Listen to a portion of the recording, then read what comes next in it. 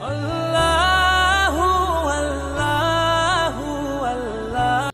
اللہ الرحمن الرحیم۔ السلام علیکم دوستو۔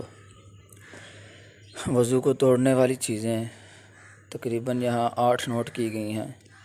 پہلے نمبر پر آگے اور پیچھے شرمگاہ سے کسی چیز کا نکلنا، خواہ عادتاً ہو جیسے پخانہ، پیشاب، ریح، منی، مزی وغیرہ، یا خلاف عادت ہو مثلاً استحاضہ کا خون، کیڑا، کنکری وغیرہ۔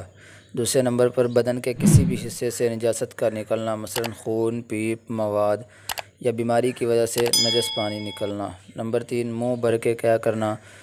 نمبر 4 نیند یعنی ایسے سونا کہ تمام اعضاء ڈھیلے ہو جائیں۔ نمبر 5 بے ہوشی، پاگل پن اور نشہ وغیرہ سے۔ نمبر 6 وضو اور سجدہ والی نماز میں قہقہ لگا کے ہنسنا، اس سے بھی وضو ٹوٹ جاتا ہے۔ نمبر 7 مباشرت یعنی بلا کسی رکاوٹ کے شرمگاہ کو شرمگاہ سے ملانا، خواہ مرد کا عورت سے ہو یا مرد کا مرد سے یا پھر عورت کا عورت سے۔